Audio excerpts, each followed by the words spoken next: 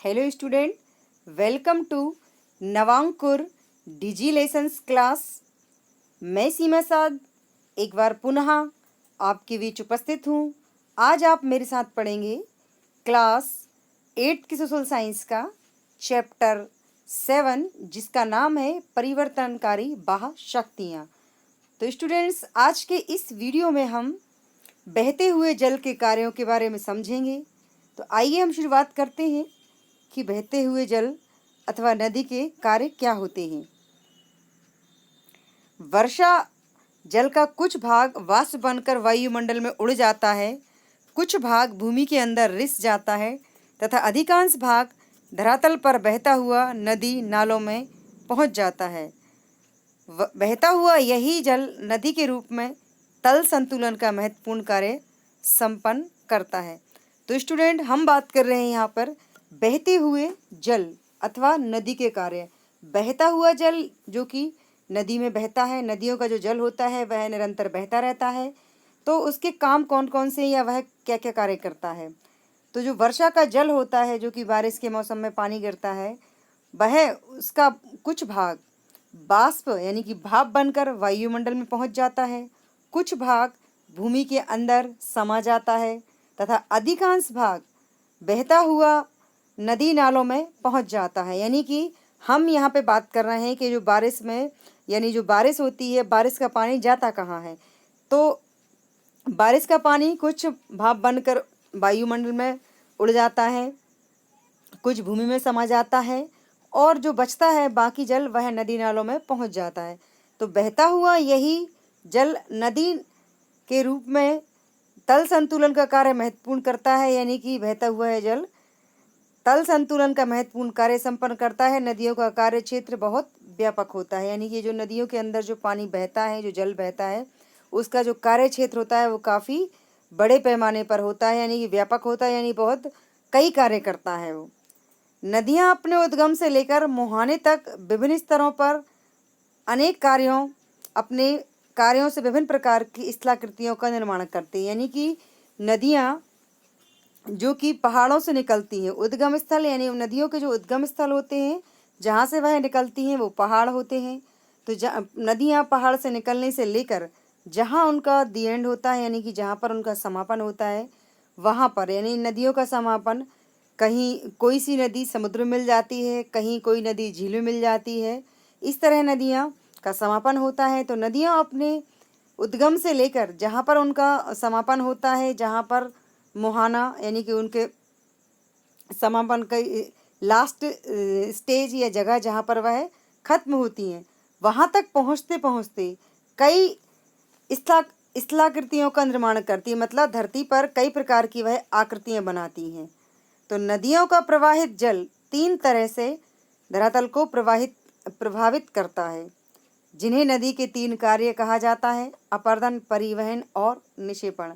तो स्टूडेंट्स, मैं आपको यहाँ पे बताना चाहूँगी नदियों का जो पानी है, जिसे हम बहता हुआ जल कह रहे हैं। नदियाँ जो कि निरंतर बहती रहती हैं, इसीलिए उन्हें पवित्र माना गया है। तो नदियों का जो बहता हुआ जल है वह 3 कार्य करता है: अपरदन, परिवहन और निक्षेपण। और उसके इन 3 कार्यों से, अपरदन, परिवहन और निक्षेपण से, धरती पर कई आकृतियों का निर्माण होता है। तो इसमें सबसे पहला जो अभी हम पढ़ेंगे अपरदन। जैसा कि मैंने बताया, अपरदन, परिवहन और निक्षेपण। तो नदी के बहती हुई जल का पहला काम है अपरदन। बहती हुई नदी का जल अपनी शक्ति के द्वारा अपने मार्ग में आने वाले विखंडित चट्टानी पदार्थों को नीचे की ओर ले जाता है।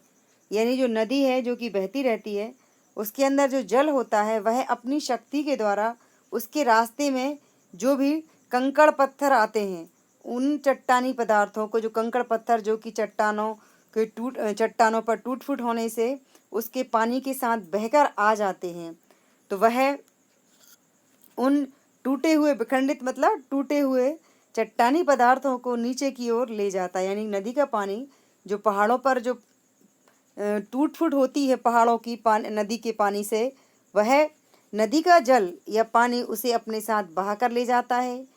नदी मार्ग में ये पदार्थ अपक्षय और अपरदन की क्रियाओं द्वारा आते हैं, यानी कि नदी के रास्ते में ये पदार्थ अपक्षय और अपर्दन की क्रियाओं के द्वारा आते हैं। इन पदार्थों को नदी का भार कहा जाता है। भार मीन्स होता है वजन। तो नदी का भार यानी नदी के पानी के अंदर जो कंकड़ पत्थर होते हैं उन्हें ही हम नदी का भार कहते हैं, यानी कि नदी का वजन कहते हैं। यही भार घर्षण के औजारों के रूप में काम करते हैं, यानी कि घर्षण मीन्स होता है टकराना। तो यही भार जो नदी के पानी में जो कंकड़ पत्थर होते हैं वह औजारों के रूप में काम करते हैं, मतलब पानी के साथ मिलकर वह औजार का काम करते हैं चीज़ों को तोड़ने फोड़ने में। ये पदार्थ नदी के तल तथा किनारों को घिसकर काटने का काम करते हैं, यानी कि जो नदी के पानी में जो कंकड़ पत्थर उसमें शामिल होते हैं वह नदी के किनारों को तोड़ते फोड़ते हैं, यानी कि पानी के साथ कंकड़ होते हैं, पत्थर होते हैं जो कि पहाड़ों से उसके साथ बहकर आ रहे हैं। तो वह जब नदी के किनारों से टकराते हैं तो वह उनके किनारों को तोड़ देते हैं या काट देते हैं, जिससे नदी की तली गहरी और पाट चौड़ा हो जाता है, यानी कि नदी के जल में जो उसका जो भार होता है जो कि पत्थर के रूप में होता है या जो भी उसके साथ सामान बहता जाता है वह जिस भी चीज़ से टकराता है, यानी नदी के किनारे, पार्ट मीन्स नदी के किनारे, तो नदी के किनारे से टकराता है तो नदी के किनारे को वह तोड़ फोड़ करता है, उसे तोड़ देता है और उसकी तली को गहरा कर देता है। तो नदी अपर्दन से नदी के किनारे टूटते हैं और उसकी तली गहरी होती है। इस प्रक्रिया को ही हम अपर्दन कहते हैं, यानी ये जो सारी प्रोसेस होती है इसे हम अपर्दन कहते हैं। अपर्दन कार्य नदी में जल की मात्रा, नदी का वेग, नदी का ढाल और चट्टानों की बनावट पर निर्भर करता है। यानी कि जो अपर्दन का काम होता है, जो कि नदी अपर्दन का कार्य करती है, यह अपर्दन का कार्य जल की मात्रा यानी कि नदी में पानी कितना है, नदी की बहने की स्पीड कितनी है, नदी का वेग यानी उसके बहने की स्पीड, नदी का ढाल यानी नदी कितनी ऊंचाई से नीचे गिर रही है, और चट्टानों की बनावट यानी नदी के जल में कितने बड़े साइज के या किस प्रकार के कंकड़ पत्थर या पत्थर उसके पानी में उसके साथ बह रहे, इन सब बातों पर निर्भर करता है।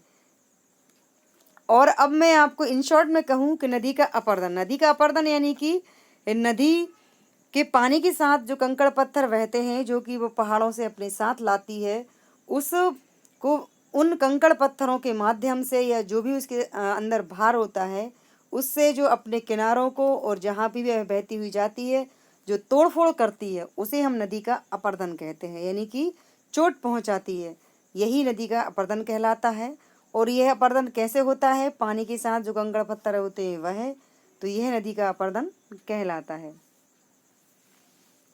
अब है, और नदी का जो अपर्दन होता है वह 4 प्रकार से होता है। कितने प्रकार से होता है? 4 प्रकार से होता है। नंबर 1 है अपघर्षण। बहाव के साथ चट्टानी टुकड़े तली और किनारों को खुरचते और घिसटते चलते हैं, इस प्रक्रिया को हम अपघर्षण कहते हैं। यानी कि जो अपर्दन है नदी का वह 4 प्रकार से होता है। पहला है जिसका अपघर्षण। अपघर्षण क्या होता है? पानी के साथ जो चट्टानी टुकड़े नदी की तली और किनारों को खुरचते और घिसटते हैं, इस पूरी प्रक्रिया को हम अपघर्षण कहते हैं। यानी कि कंकड़ पत्थरों का आपस में टकराना, और आपस में टकराने की वजह से वो उसकी तली को गहरा करते हैं और किनारों को काटते हैं, यानी कि उन्हें चोट पहुंचाते हैं। तो यही सारी प्रोसेस कहलाती है आपका अपघर्षण, यानी कंकड़ पत्थरों का आपस में टकराना। नेक्स्ट है घुलन। नदी जल के संपर्क में आने वाली घुलनशील चट्टानों पर रासायनिक प्रक्रिया द्वारा घुले पदार्थ जल के साथ बह जाते हैं। यानी कि नदी के जल के संपर्क में आने वाली घुलनशील चट्टानें, यानी कि नदी के पानी में जो पत्थर होते हैं, जो टुकड़े होते हैं जो कि नदी अपने साथ पहाड़ों से बहाकर लाती है, वह पत्थर टकरा टकरा कर रासायनिक क्रिया के द्वारा पानी में घुल जाते हैं और घुलकर उनका साइज छोटा हो जाता है और वह पानी के साथ बह जाते हैं। तो यह घुलनशील या घुलन कहलाता है। अब इसके बाद नेक्स्ट है भौतिक दाब शक्ति द्वारा। इन नदी का अपर्दन भौतिक दाब शक्ति द्वारा होता है।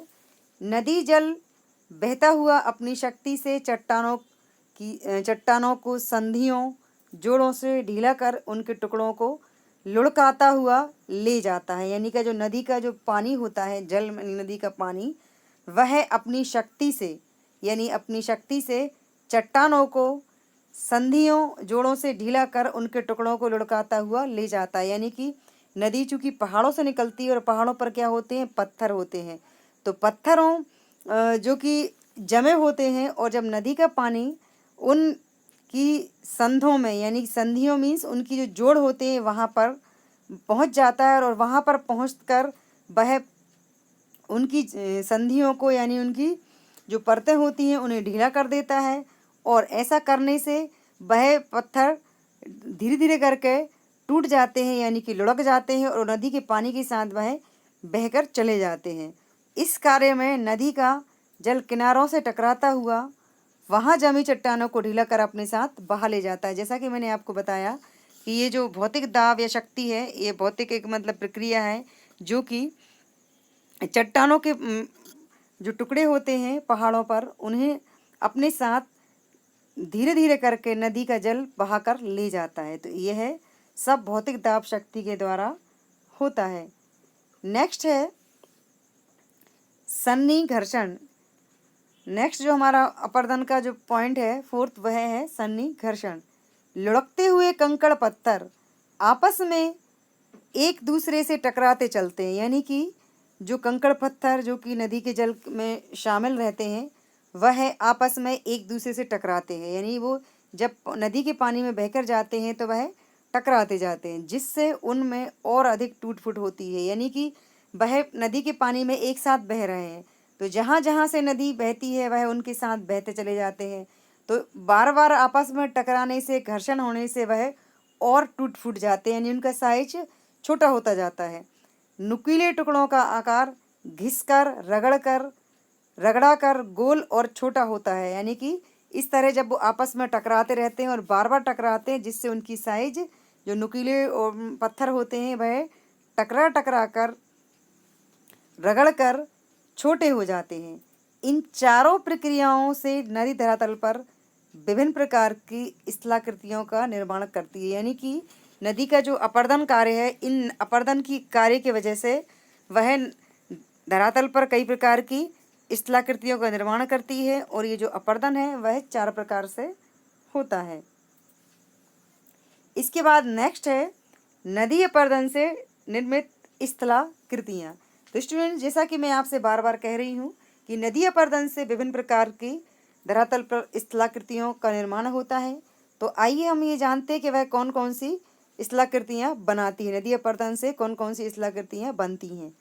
नदी के ऊपरी भाग में अपर्दन का कार्य अधिक संपन्न होता है। यानी कि नदी का जो ऊपरी भाग है उसमें अपर्दन का कार्य ज़्यादा संपन्न होता है।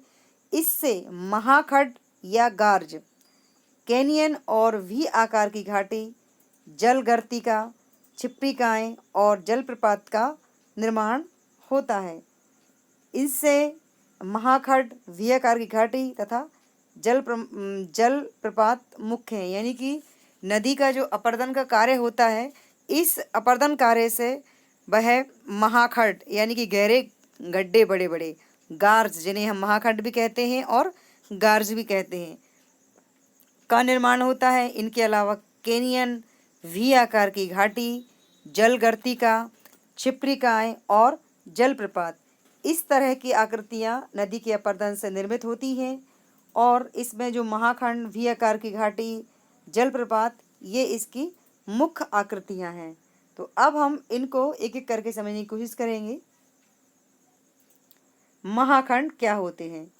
ऊपरी भाग में उद्गम के पास और अपनी युवावस्था में नदी का प्रमुख कार्य अपनी घाटी को गहरा करना होता है। ये नदी का जो ऊपरी भाग होता है और वह जहाँ से निकलती है, उद्गम के पास, यानी कि नदी जहाँ से निकलती है, वहाँ से अपनी युवावस्था में नदी का प्रमुख कार्य अपनी घाटी को गहरा करना होता है। यानी कि नदी जो कि पहाड़ों से निकलती है और वहाँ उसका बहने का जो मतलब बहाव होता है या जो उसका वेग होता है वह काफ़ी तीव्र होता है। यानी वहाँ वह युवावस्था में होती है, एक यंग एज में होती है, जहाँ उसका बहने का बहाव काफ़ी तेज होता है। और चूँकि पहाड़ों से निकलती है और पहाड़ों से नीचे गिरती है, तो वैसे ही पहाड़ों पर ढाल होती है, तो इसका पानी बहुत तेज़ी से बहता है। तो जब वह अपनी उद्गम से लेकर नीचे की ओर आती है तो वह अपनी घाटी को गहरा करती है और किनारों को चौड़ा करती है। इस भाग में जल का वेग अधिक होने से चट्टानों के टुकड़े अपनी तली को खुरच खुरच कर गहरा करते रहते हैं। यानी कि इस भाग में नदी जब पहाड़ों से निकलती है और ऊपर से नीचे गिरती है तो उसके साथ जो पहाड़ों के टुकड़े, कंकड़, पत्थर जो वह अपने जल में बहाकर लाती है, वह अपनी तली को खुरच खुरच कर गहरा कर देते हैं। यानी जब ऊपर से नीचे गिरती है और नीचे जो उसकी तली होती है उसे वह काफ़ी गहरा कर देती है। क्यों गहरा कर देती है? क्योंकि उसके पानी में जो पत्थर होते हैं वह अपनी ऊपर से जब नीचे गिरते हैं तो एक प्रेशर से नीचे गिरते हैं और जिससे वो नीचे की तली गहरी होती जाती है। इसके कारण गहरी कंदराएं, महाखड्ड और कैनियन का निर्माण होता है। नदी जो ऊपर पहाड़ों से नीचे गिरती है उससे महाखड्ड, कैनियन और कंदराओं का निर्माण होता है। यानी इस प्रकार की आकृति वह बनाती है। जबलपुर के पास भेड़ाघाट का महाखड्ड दर्शनीय है। यानी कि ये जबलपुर में जो जलप्रपात है भेड़ाघाट के नाम से जिसे हम जानते हैं वह महाखड्ड का एक उदाहरण है। यानी महाखड्ड क्या होते हैं? तो आप भेड़ाघाट जो आप सबने नाम भी सुना होगा, महाखड्ड नदी का जबलपुर में नर्मदा नदी है और वह जलप्रपात है एक, तो यह महाखड्ड ही है। तो महाखड्ड क्या होता है इसे आप उसे देखकर भी समझ सकते हैं। उत्तरी अमेरिका में कोलोरेडो का ग्रैंड कैनियन तो विश्व विख्यात है। यानी उत्तर अमेरिका महाद्वीप में जो कोलोरेडो नदी है उसका ग्रैंड कैनियन जो कि महाखड्ड है बहुत ही फेमस है।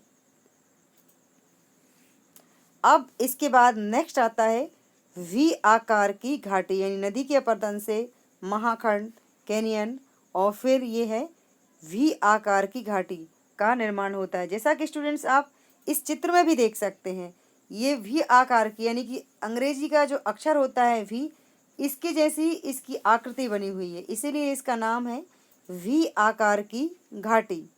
तो नदी इस आकार की घाटी का निर्माण करती है। नदी के अपर्दन का कार्य लक्ष्य अपने आधार तल तक पहुंचना होता है। यानी नदी के जो अपर्दन का कार्य है उसका महत्वपूर्ण लक्ष्य क्या होता है? उसका महत्वपूर्ण लक्ष्य होता है अपने आधार तल तक पहुंचना। उस झील या समुद्र के तल को जिसमें वह गिरती है नदी का आधार तल कहते हैं। यानी कि वह झील या समुद्र जिसमें लास्ट में की नदी गिरती है या मिलती है वह उसका आधार तल कहलाता है।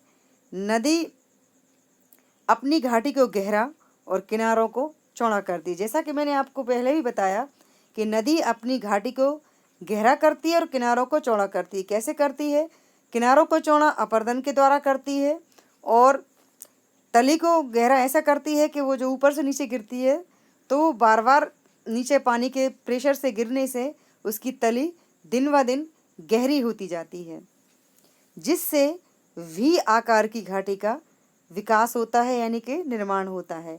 तो नदी अपर्दन से वी आकार की घाटी का भी निर्माण होता है। आप देख सकते हैं ये पूरी वी आकार की घाटी यानी कि वी की तरह लग रही है। नेक्स्ट है जलप्रपात। यानी नदी के अपर्दन से जलप्रपात की आकृति भी बनती है। जलप्रपात ये शब्द आपने सुना ही होगा, आप सब जानते होंगे। जब नदी का जल किसी चट्टानी कगार पर ऊपर से सीधा नीचे गिरता है तो उसे जलप्रपात कहते हैं। या तो स्टूडेंट्स यहाँ पे गौर करने वाली बात है, ये समझने वाली बात यह है कि जलप्रपात कहते किसे हैं। तो जब नदी का जल यानी नदी का पानी जब किसी चट्टानी कगार से यानी चट्टान से ऊपर से सीधा नीचे गिरता है तो उसे हम जलप्रपात कहते हैं। यानी कि नदी जो पहाड़ों से गिरती है, पहाड़ों से निकलती है और पहाड़ों से निकलने के बाद बीच में कोई ऐसी बड़ी चट्टान आती है और उस चट्टान से यानी कि स्थायी रूप से कोई चट्टान है और वहाँ से वह पानी लगातार नीचे गिर रहा है तो उसे हम कहते हैं जलप्रपात। यानी कि नदी का ऊपर से नीचे गिरना और ऐसा स्थायी रूप से होना जलप्रपात कहलाता है। यदि नदी के मार्ग में कोई कठोर चट्टान लंबवत खड़ी पाई जाती है तो स्थायी जलप्रपात का निर्माण होता है। यानी कि नदी के रास्ते में कोई कठोर यानी कि मजबूत चट्टान सीधी लंबवत यानी कि सीधी और खड़ी पाई जाती है तो स्थायी जलप्रपात का निर्माण होता है। यानी कि नदी का बहने के रास्ते में कोई मजबूत चट्टान स्थायी रूप से वहाँ पर है और नदी का वहाँ से बार बार गिरना, ये एक स्थायी जलप्रपात का निर्माण करता है। ऊपर से गिरने वाला जल अपनी अपर्दन शक्ति से नीचे की कोमल चट्टानों को तेजी से काटता है। यानी कि जब पानी चट्टान से नीचे गिरता है तो नीचे जो पत्थर होते हैं उसकी तली में, वह उन पत्थरों को भी तोड़ देता है। यानी उन्हें बार बार प्रेशर से पानी गिरने से वह चट्टानें टूट जाती हैं। जैसा कि आप चित्र में भी देख सकते हैं, यहाँ आपको एक जलप्रपात का चित्र भी मैंने साइड में दिखाने की कोशिश की है। तो आप देख सकते हैं कि इसमें नीचे दरारें पड़ी हुई हैं। तो ये जो दरारें हैं ये पानी के ऊपर प्रेशर से गिरने से चटक गई हैं। ये पत्थर ये चटक गया है जिससे जलधारा के नीचे गहरा गड्ढा बन जाता है। यानी कि जब किसी चट्टान से पानी लगातार प्रेशर से नीचे गिरता है तो नीचे गिरने से नीचे की जो तली होती है वह उसमें टूट फूट होती रहती है और वह गहरी होती जाती है। और जिस चट्टान से गिरता है पानी तो वह चट्टान भी धीरे धीरे करके कमज़ोर पड़ती जाती है, क्योंकि अपर्दन शक्ति से वह चट्टानों को कमज़ोर करती है और नीचे की तली को गहरा कर देती है। तो इस तरह आप देख सकते हैं इस चित्र में कि पानी ऊपर से नीचे गिर रहा है और नीचे तली गहरी होती जा रही है और उसकी जो नीचे तली में जो भी चट्टानें हैं, जो पत्थर है, वह सब चटक रहे हैं। तो ये है जलप्रपात है। नेक्स्ट है नदी के मार्ग के 3 भाग होते हैं। यानी जो नदी होती है उसके 3 भाग होते हैं, ऊपरी भाग, मध्य भाग और निचला यानी कि निम्न भाग। तो नदी की 3 अवस्थाएं भी होती हैं, युवावस्था, प्रौढ़ावस्था और वृद्धावस्था। यानी कि नदी मार्ग के 3 भाग होते हैं। कौन कौन से? ऊपरी भाग यानी सबसे ऊपर का भाग, मध्य भाग यानी कि बीच का भाग और निचला भाग जो कि सबसे नीचे का भाग है। ऐसे ही उसकी 3 अवस्थाएं भी होती हैं। युवावस्था यानी कि सबसे यंग एज, जहाँ से वह पहाड़ों से नीचे आती है, वो नदी की सबसे युवावस्था होती है। प्रौढ़ावस्था, जब नदी पहाड़ों से गिरने के बाद नीचे मैदानी भागों में उतरती है तो वह उसकी प्रौढ़ावस्था होती है। और वृद्धावस्था, जब वह एक लंबी दूरी तय करने के बाद जहाँ उसका जिस सागर में या जिस झील में वह मिलती है वह उसकी प्रौढ़ावस्था होती है आखिर में। जिस तरह व्यक्ति की 3 अवस्थाएं होती हैं, युवावस्था, प्रौढ़ावस्था और वृद्धावस्था, वैसे ही नदी की भी 3 अवस्थाएं होती हैं। नदी के 3 कार्य क्षेत्र हैं। नदी के कार्य क्षेत्र भी 3 हैं। ऊपरी भाग में अपर्दन एवं परिवहन, मध्य भाग में परिवहन, अपर्दन और निक्षेपण तथा निम्न भाग में निक्षेपण होता है। तो इस तरह यह नदी के 3 भाग होते हैं, 3 अवस्थाएं होती हैं और उसके 3 कार्य क्षेत्र होते हैं। अब इसके बाद है परिवहन कार्य। तो नदी का जो पहला कार्य है वह अपर्दन है। अब परिवहन कार्य, परिवहन मीन्स होता है लाना, ले जाना। जैसा कि आपने सुना होगा स्टूडेंट, हम परिवहन का अर्थ क्या लगाते हैं? एक जगह से किसी चीज़ को दूसरी जगह पर ले जाना यानी कि यातायात, तो उसे हम बोलते हैं परिवहन साधारण भाषा में। तो ऐसे ही नदी भी परिवहन का कार्य करती है। यानी कि एक जगह से वह अपने साथ जो भी उसके पानी में शामिल होता है, कंकड़, पत्थर, लकड़ी, जो भी मिट्टी, सबको बहाकर दूसरी जगह ले जाती है अपने बहाव में। अब हम इसको समझ लेते हैं। नदी चट्टानी पदार्थों को एक स्थान से दूसरे स्थान पर अपने साथ बहाकर ले जाती है। तो स्टूडेंट, जैसा कि मैंने कहा कि परिवहन मीन्स एक स्थान से किसी चीज़ को दूसरी जगह पर ले जाना। तो ऐसे ही नदी भी अपने साथ कई चट्टानी पदार्थों को एक स्थान से दूसरे स्थान पर बहाकर ले जाती है। इस क्रिया को नदी द्वारा भार वहन कहा जाता है। यानी कि भार मीन्स वजन। नदी के जल में जो भार होता है वह जो उसके पदार्थ होते हैं या जो सामान कंकड़, पत्थर, टुकड़े होते हैं वह नदी का भार कहलाता है। नदी की परिवहन क्षमता उसके बैग, जल की मात्रा और भार वहन में शामिल प्रस्तर खंडों कंकरों पर निर्भर होती है। यानी कि नदी की परिवहन क्षमता कितनी है, यानी कि नदी कितनी चीज़ों को अपने साथ बहाकर ले जा सकती है। तो यह सब उसके नदी में पानी कितना है, यानी कि नदी के अंदर पानी कितना है, उसका बेग मतलब उसके बहने की गति स्पीड, जल की मात्रा और भार वहन में शामिल, यानी कि जो शामिल उसके प्रस्तर मीन्स होता है पत्थर, तो उसके जल में कितने साइज के किस आकार के पत्थर टुकड़े, चट्टानों के टुकड़े, लकड़ियाँ, मिट्टी, यह सब शामिल है।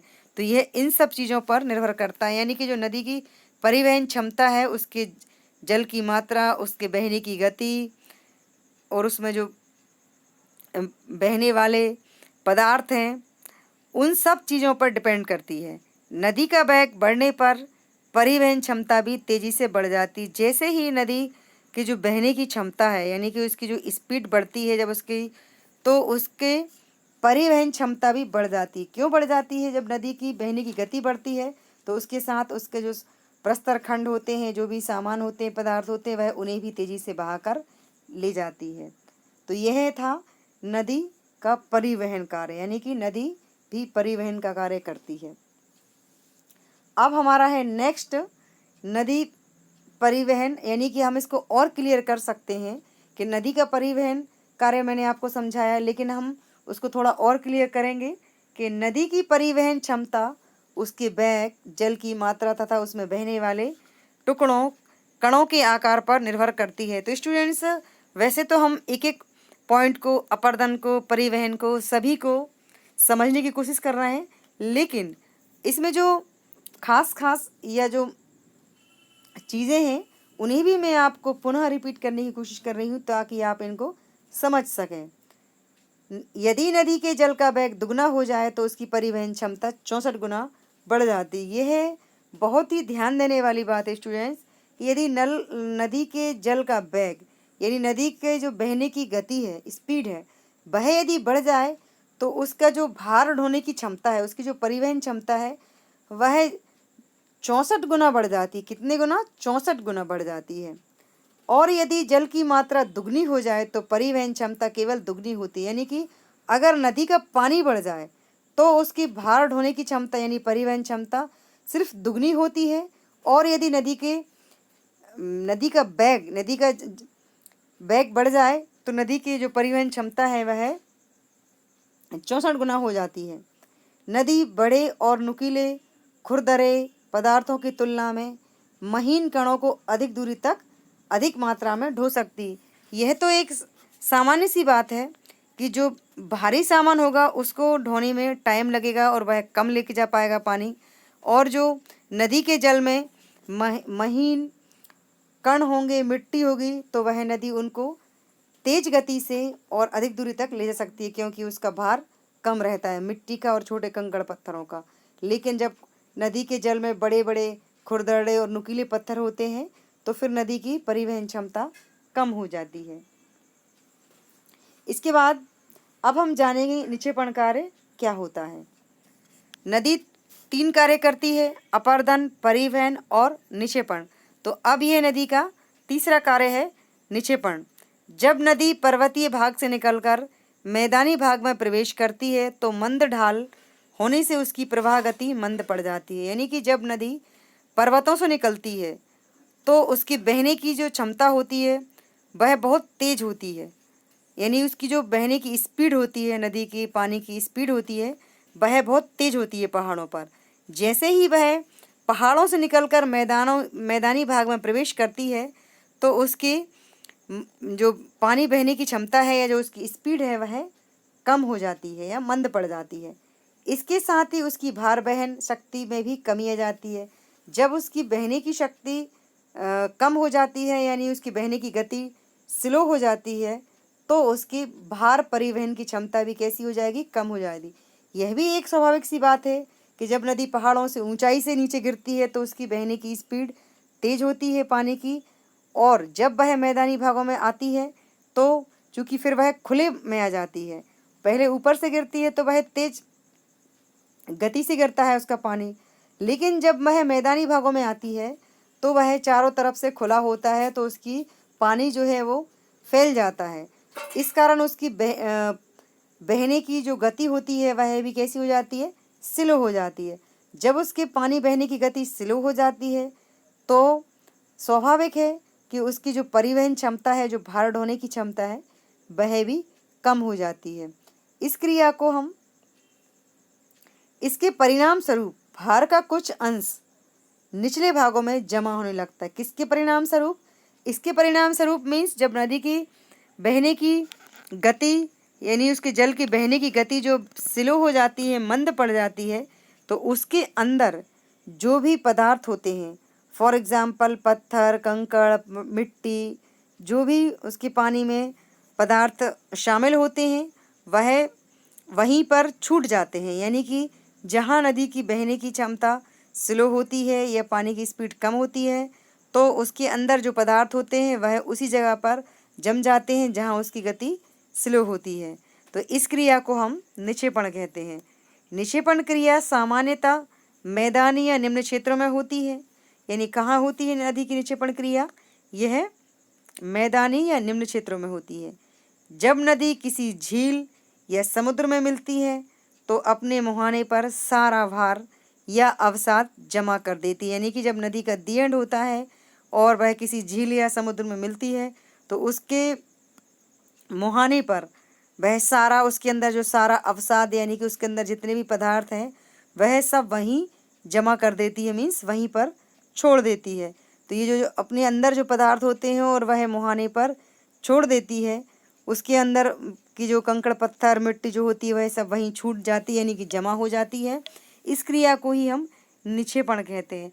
अब मैं आपको सरल शब्दों में बताऊं तो निक्षेपण का अर्थ होता है नदी के पानी के साथ जो कंकड़, पत्थर, मिट्टी, जो भी पदार्थ होते हैं वह उनका जमना, किसी स्थान पर जमना। यानी कि जहाँ नदी पहाड़ों से जब बहती है, पहाड़ों से बहती हुई मैदानों में आती है, मैदानों से जहाँ उसकी स्पीड कम होती है तो वह अपने साथ लाए हुए सारे पदार्थों को एक जगह पर छोड़ देती है। तो वह ऐसा होने से वह पदार्थ वहीं पर सेट हो जाते हैं, जम जाते हैं, तो इसे हम निक्षेपण कहते हैं। और ऐसा नदी मैदानी भागों में भी करती है और इसके अलावा जहाँ उसका समापन होता है समुद्र में या जहाँ पर भी किसी झील में, वहाँ भी अपने सारे अवसाद को वह जमा कर देती है। ये सारी प्रोसेस निक्षेपण कहलाती है। Thanks for watching.